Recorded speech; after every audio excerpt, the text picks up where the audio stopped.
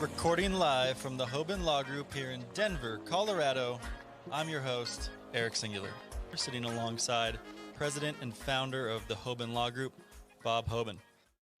Today we're talking about journalism's role in the legalization of cannabis, and we are joined by the esteemed Ricardo Baca, CEO and founder of the Grasslands agency. Ricardo, thank you for being here with us this afternoon. Thank you, Eric.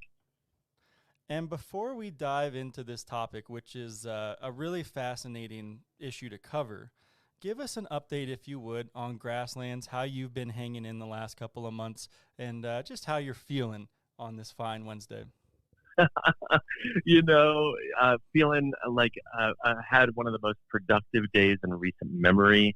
Had done a lot of great work for the agency, for our clients, and the last 3 months have been rough. They've been really, really, really hard, and I know that we're hardly alone in that. So, the long and the short is we lost about 55% of our clients in the span of about 2 to 3 weeks back in March. And I'm thankful to say that has definitely turned around, although we're not quite fully recovered. And but I'm more confident now than I have been in the last 3 months in that, what we do for clients, what the service we provide is immensely valuable, especially at a time like this, when we're stuck at home, when we're spending more time on screens, we're reading more news, spending more time on our social media profiles. This is where we thrive. And I think our clients, past, present, and future, are finally starting to recognize that. And that's been really exciting. So, Ricardo, what are the signals or the signs that, generally speaking, clients have demonstrated to you that have caused them to sort of come back to the table to conduct business as usual? What are some of those road markers out there? There's certainly some PPP coming into the mix. We work with cannabis and hemp businesses, but we also work with other businesses and brands and highly regulated industries. And so some of them got PPP and, they came back a knocking, which is great. Private investment, Bob, seems to be waking up as well. I'm sure you're seeing that on your end as well. We've had some clients who have actually closed raises in the last few weeks here in early June. And I think we can all recognize the kind of seismic shift that represents. So I think that's big as well. And of course, locality, various things happening on the state levels. And so, for example, one of the clients we lost was back in March is a recreational dispensary group in Massachusetts. And of course, Governor Baker out there in Mass misguidedly shuttered those shops. And so it more than made sense when we lost that client, even though we're working on getting them back. But another one of the clients that has since come our way is also a Massachusetts business. And they're not a retailer. They're not in the dispensary game, but they work with dispensaries. And I think just having those channels, those avenues open back up, whether it's happening on the local level or via the financial pathways, that is really the primary signals that we're seeing in terms of this market reawakening. The reawakening shouldn't come as a surprise, particularly in light of the fact that the industry effectively grew up, and nobody knows that as well as you, covering it from the very beginning and then some, that this industry from a regulated commercial perspective grew up during a recession. And it was tight money times that caused people to look at other economic opportunities. So it shouldn't be a surprise that we're seeing the focus for investment come back around to cannabis. But can you comment on you mentioned what the Massachusetts governor did, but can you talk about just the essential designation and the significance of that? We know what that means perhaps legally. We know what that means. But what does that mean to the world at large? How do you go from a gateway drug to an essential business in just a few short years? Well, Bob, it's like that Chicago Sun-Times headline from March. And it straight up said, from legal to essential in less than 3 months, which does encapsulate that Illinois story. But, and nobody knows this better than you, Bob, since you're a true OG, but, this essential designation, the impact of it will not fully be felt for years, if not decades to come. I think this is legitimately some of the biggest news this industry has encountered since recreational legalization first happened back in January of 14. This is a monumental moment for this industry and for this movement. And I truly believe that when we are looking back at the timeline of legalization, let's say it's the year 2050, we're looking back, remember those quaint days when we had just such a backward drug policy system, and then we legalized recreational cannabis. I think March of 2020 will legitimately stick out on that timeline as a monumental moment where government and regulators stood up and said, wait a minute, this is essential. And this is why it's essential, whether it is a necessary retail outlet for someone's medicine, or whether these dispensaries are actually classified like pharmacies.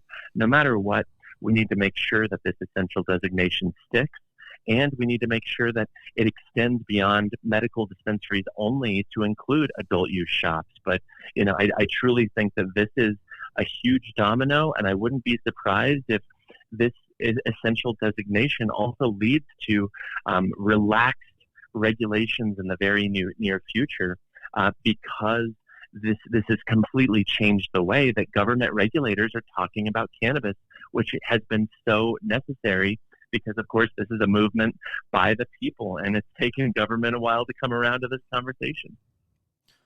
Well, I love all of the historical significances that you're talking about. And here at the Hoban Law Group and on the Hoban Minute podcast, we talk a lot about the legal history of how we got here and where we're going, of course. But the topic of this conversation being the role of journalism, this is something that you not only know in and out, Ricardo, but you were responsible for and have been celebrated for that. So take us through, back 10 years ago, at the turn of all of this, what you were seeing when you were working at the Denver Post, how journalism helped normalize cannabis and our perception around all of this. Just give us a slice of that, if you would. Yeah, sure. Well, before I started our strategic PR agency, Grasslands, I definitely was a reporter, a journalist for the Denver Post for more than a dozen years, and I worked for daily newspapers for 20 years. And in that time, I definitely saw a lot of journalism being produced that did what journalists do, and that is you quote authoritative sources. You go directly to sources to get data and perspective, and you go to both sides and you share that perspective and that story in the most unbiased way possible. And in the process of watching all of this journalism about cannabis pre-recreational legalization, you saw a lot of government sources being used over and over again. And what that meant was that we were only getting just a very thin sliver of the actual picture. And advocates, activists, they knew the story long before Coloradans and Washingtonians voted to legalize in November of 2012. But the sad thing is, myself and other colleagues who were journalists at the time did not, because the story was being hidden in plain view, because it was such a successful propaganda campaign on the part of federal and state and city and county government. And so I guess one of the things that my colleagues and I did do back in November of 2013, the Denver Post appointed me as the newspaper's first ever marijuana editor. And at that time, it was seen as a noticeable shift in how media was covering this, because the editor-in-chief at the time, Greg Moore, he came to the Denver Post from the Boston Globe. He told me straight up, I want you doing serious reporting, and I want you to have some fun with this too, because it's weed. And so we did exactly that. Lots of breaking news, I had access to the entire Denver Post staff, which was such a gift. And it is honestly the only reason the Cannabis became what it did, because the Denver Post has these incredible journalists on staff. So I didn't need to be at city council. We had someone there already. I didn't need to be in the state ledge. We had 2 full-time reporters there already. And by my colleagues and I ultimately covering this space, we helped normalize this industry and this plant to really a stupefying level when you think about it. And I was completely blind to it at the time, but I'll always remember in 2014, 15, I guess it was 15 or 16, the DC think tank, Brookings Institution, came out with a list of like the dozen most important people in cannabis policy that you need to follow right now or something. And there's my face alongside, Hillary Clinton, who was running for president, and Vivek Murthy, who is the, not the attorney general, the surgeon general, and, all of these other people, including like Rand Paul. And at first I thought that was kind of a joke. I thought it was kind of short-sighted, and it really took me leaving journalism and entering communications to recognize the value of what we ultimately provided in that conversation, because you had journalists covering this beat every day, covering this industry as if any other industry like oil and gas or transportation. And by our very nature of doing that, we normalized this tremendously. And while that was not our intention, because our intention was just to service our readers, that was definitely a byproduct of what we did. And it's something that I can be proud of now that I'm no longer a full-time journalist. Well, it's definitely something to be proud of. Ricardo, it brings me back some of the early days of coverage. I recall this was the early days of edible regulation, right? There was a series perhaps of, I purchased these edibles, and it turned out that they had, upon testing, 0 grams or milligrams of THC in them. And then others had, 4 times what was billed on the label. I mean, it was bringing light to what was a nascent industry. But as a journalist, you covered those things in an objective way, not trying to vilify those companies that did things that they shouldn't have done, but rather to shed light on the fact that this is a new industry and that something has to give here if people are going to sell these products into a mass market that's publicly and commercially available. And some of those brands, unfortunately, are no longer around, perhaps because of their business practices, but that's neither here nor there. The point is, it was attacking this from a policy perspective. It still is. It's attacking it from a product review perspective, or at least a product quality perspective. And those same issues resonate today. But then when you zoom out a little bit, just put your journalist hat on for a minute. And I don't want to get into world turmoil and politics, but what happened to journalism, Ricardo? Journalism used to be, as you articulated, an objective account, painting a picture of both sides. And now people view journalism, or quote unquote journalism, the quote unquote news, which is 99% commentary. That's not journalism necessarily, but maybe you can give us a little perspective from the other side of the fence. Yeah, without a doubt. Journalism has changed immensely in the last decade plus. And, the very brief lesson on that is, the advent of the internet and websites like Craigslist. Just imagine how quickly that decimated classified advertising revenues. And if you know anything about the bottom line of a newspaper, classified advertising, they were gouging those advertisers, the newspapers I used to work for and every other one, because that was your community bulletin board. When you're hiring or you're selling a car, that's where you go. And suddenly Craigslist is there, and it's free and it's easy and it's comprehensive. And of course you're not placing those ads. And that really killed the bottom line and the revenue for a lot of newspapers. And when you're looking at the media landscape, newspapers are really the last bastion of legitimate journalism, because you're not seeing that as much on the cable news side, on the broadcast local news side, and of course online digital is still very much a free-for-all. And so I think that the advent of the internet and Craigslist, it just took down budgets. And then we're seeing shrinking staff. And then we're seeing increasing competition with digital news sites that were way more digitally savvy than all of these newspapers. Because you think about it, the Ariana Huffington and what she did with HuffPo was so brilliant, because in many ways, they weren't producing original journalism. They were aggregating original journalism that was being produced at local levels. And then they themselves were making the ad revenue off that because they were just aggregating it and putting it into an easy to digest form. And so I think that was huge. This rise of the blog, of digital outlets. I mean, think about how many outlets we read these days that don't even have a print element, which is fine. You don't need print for legitimacy, but print is an interesting barrier to entry, because if you're going to pay that extra money to have your product printed and then distributed, that is usually a good barrier to entry to say, we plan on doing this seriously, whereas anybody can start a blog, as we've seen, and even micro publishing, without a doubt, covers social media, and everybody can create social media with an internet connection and an email address. So I think journalism is sometimes rightfully under attack, but at the same time, I think there is still quality journalism being produced, and of course, powers that be, various people are trying to talk us into thinking otherwise. But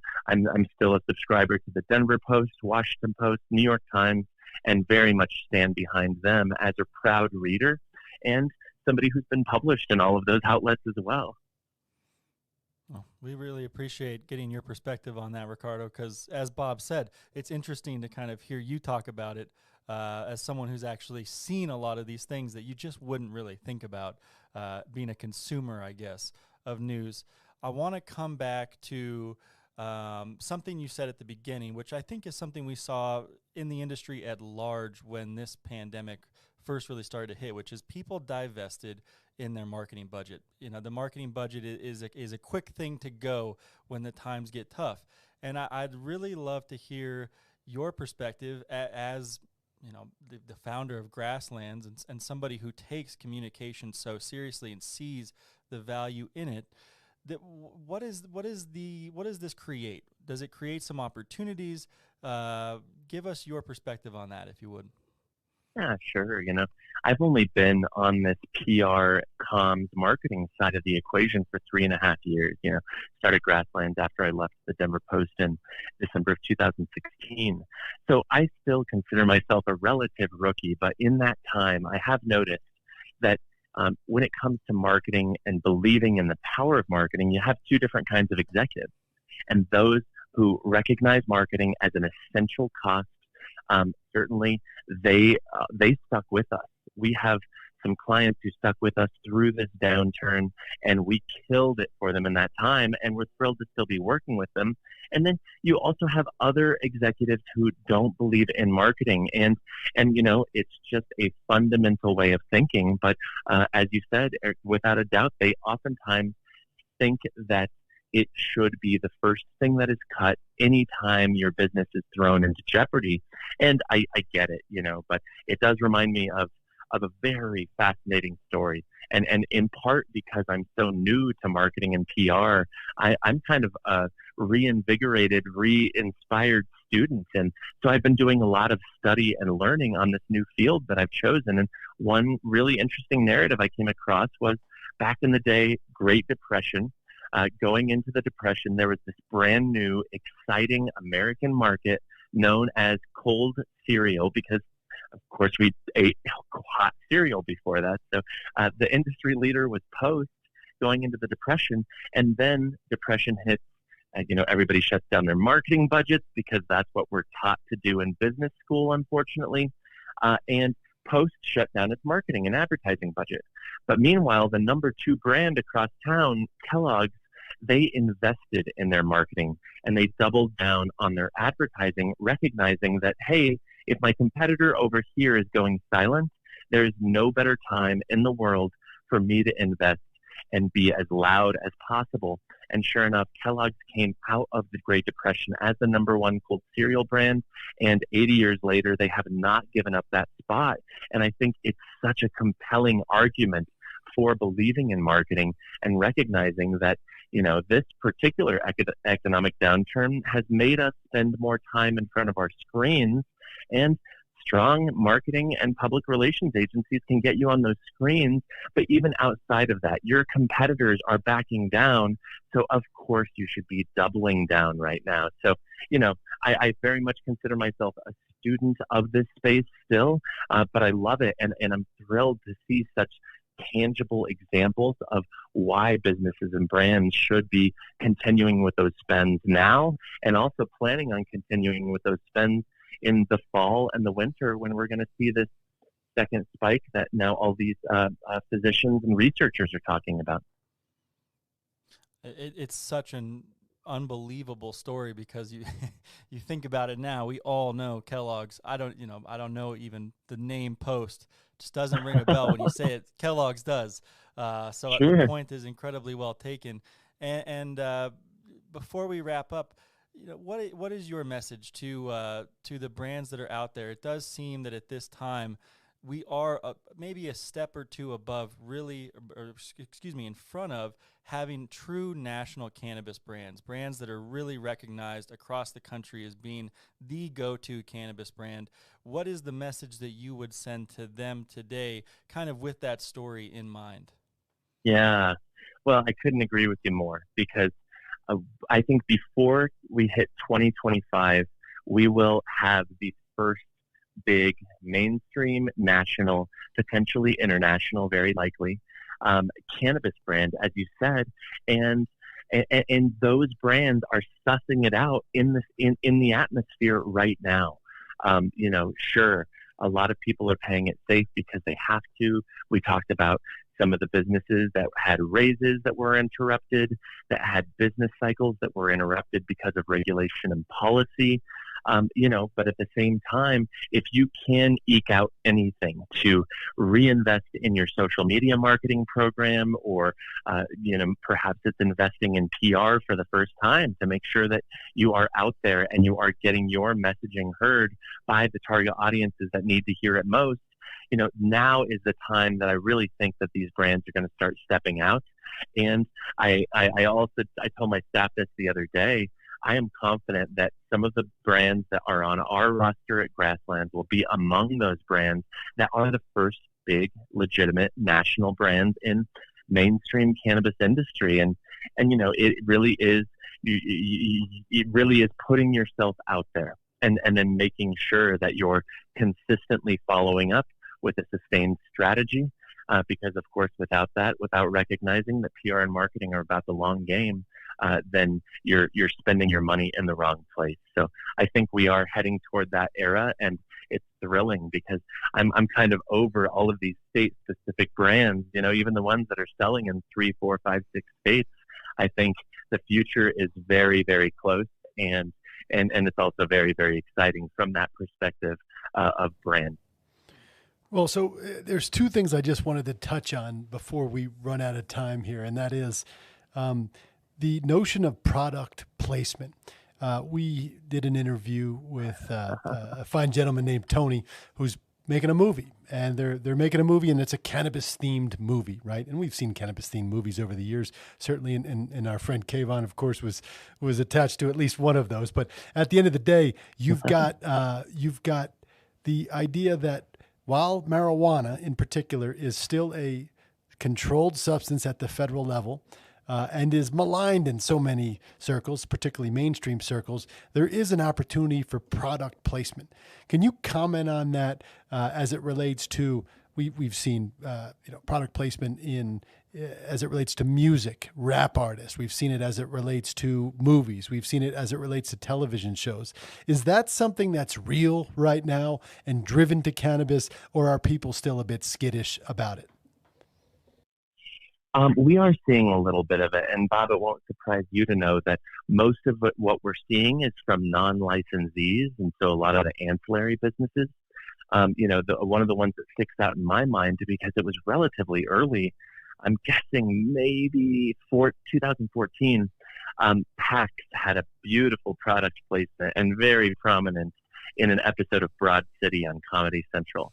And that was kind of a game changer, you know? It's just like, granted, they make no secret that they are stoners on this show, but then next thing you know, they're busting out this $350 vaporizer. Great placement.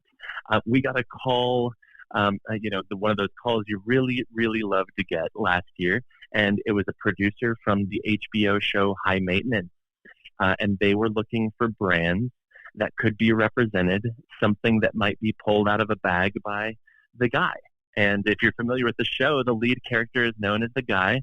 He's a bicycle delivery cannabis, dealer, and in New York City. And sure enough, what an amazing opportunity for us to put our clients' packaging in the mail, so that hopefully it ended up as a prop on this show. So that is straight up product placement, and that season has not yet debuted, so we haven't seen if any of that got taken. But some of our clients definitely have packaging that was mailed to those producers, and I'm really hoping that we see that, because, of course, that would be classified as earned media.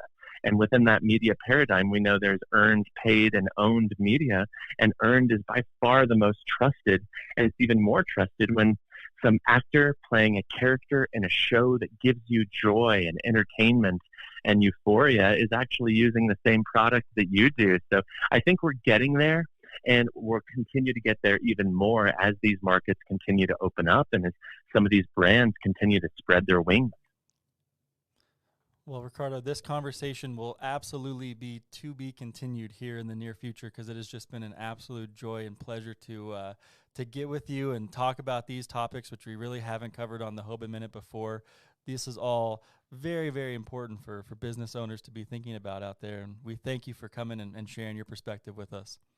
Well, thank you guys, and if I can leave one parting comment, especially given the subject that we've discussed here, it would be to find the media that you really value and benefit from, whether that's a trade publication like Marijuana Business Daily or Cannabis Dispensary Magazine, or a mainstream publication, but find that media and support them somehow. And you don't have to subscribe. Even sharing links on your social media platform regularly is supporting media big time. So if I could just leave everyone with that, I would be pleased as punch. I'm really passionate that we need to be media literate, but we also need to support the media that supports us. Great message, Ricardo. Thank you, as always. Pleasure to talk with you. Look forward to continuing the discussion and hopefully getting together sometime soon. Without a doubt, Bob, you're a legend. Pleasure being here. And Eric, thank you so much. Thank you. Take care, Ricardo.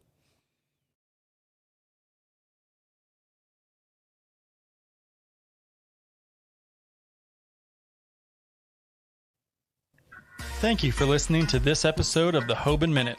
Do you have any ideas for episode topics or guests? We would like to hear from you. Reach out to us at media@hoban.law and stay tuned for more on the Hoban Minute.